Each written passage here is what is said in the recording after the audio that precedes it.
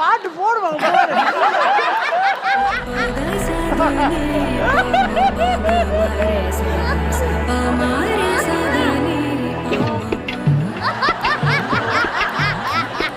சொக்க வைக்க சொல்லரி, சொக்க தங்க சொல்லரி. சரியான சொல்லு நீ.